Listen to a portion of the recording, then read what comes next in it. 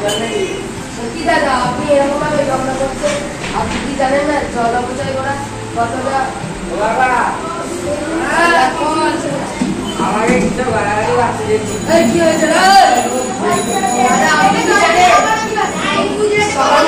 আপনি কি জানেন কাগজের ট্যাক্স 1 লাখ টাকা করে ট্যাক্স তো এলো দেন সেটা আপনার কি কি গাড়ি বলছেন আপনি কি জানেন কত মানুষ জল না খেয়ে মারা যাচ্ছে কত বলছেন ঠিক আছে আপনি কি জানেন ও ও নষ্ট করতেই পারে আপনি করতে পারি না লাগতে না এটা যেহেতু বেশি জল আপনার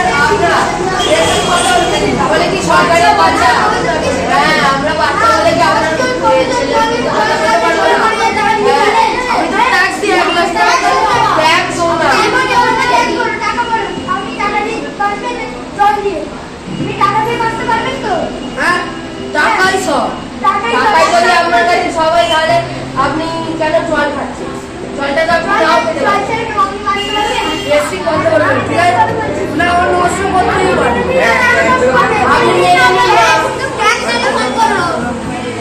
আপনি মেনে নিন আপনি আপনি মেনে নিন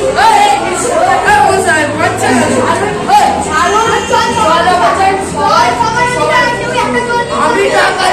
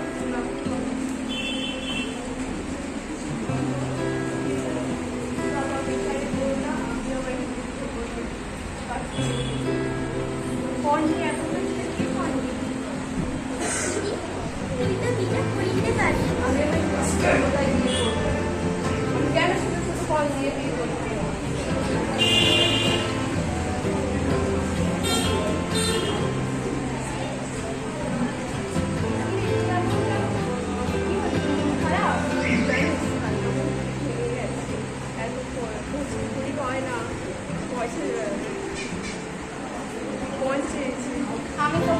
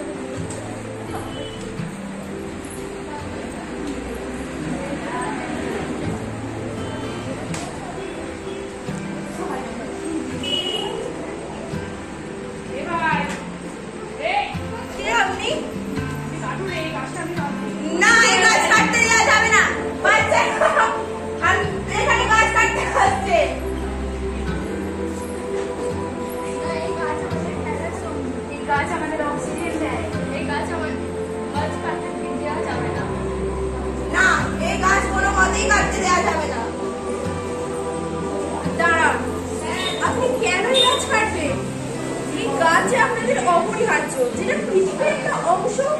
আপনি কি মতলব এসেছেন এই গাছ কাটতে, যেটার জন্য মানুষের এত প্রাণ বেঁচে যায়? আমি এই গাছ কাটবো কারণ এই গাছ না কাটলে আমার সংসার চলবে না, তাই আমি এই গাছ কাটবো। হ্যাঁ, হয়তো আপনার সংসার চলবে না, কিন্তু এই গাছ না থাকলে, বনভূমি না থাকলে, সবুজ বিপ্লব না থাকলে, এই অরণ্য না থাকলে এই পৃথিবীর কোনো মূল্য নেই, খালি পৃথিবী ধ্বংস হয়ে যাবে। এই গাছ তাই আমরা কাটতে দেব না। গাছ কাটা হবে না। হ্যাঁ, আমি এখন বুঝতে পারছি গাছ কাটা উচিত নয়। আমি এখন সংসার চালানোর জন্য অন্য কোনো রাস্তা করে নেবো। একটি গাছ অনেক কাঠ। টাইম নেই।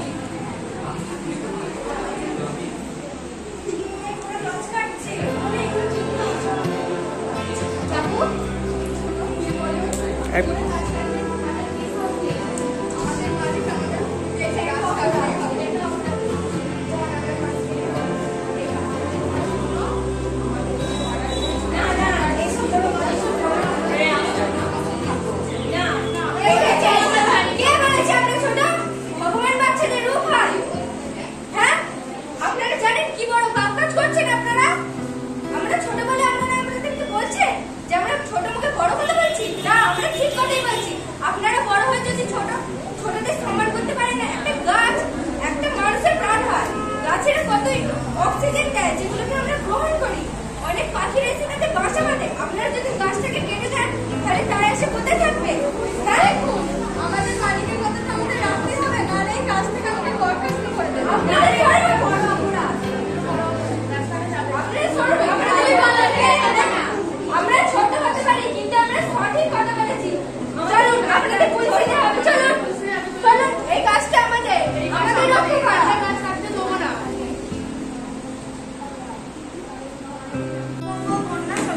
সচেতনতা।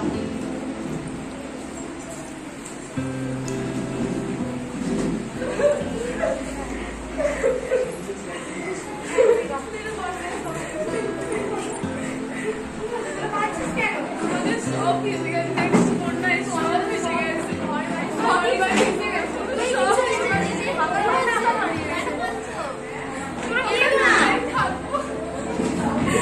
কি হয়েছে তোমাদের? বলো আমাদেরকে। আমাদের বন্যায় সব ভেসে গেছে, না ঘর আছে, না বাড়ি আছে, জমি সব ভেসে গেছে। আমরা বাচ্চাটা হারিয়ে গেছি।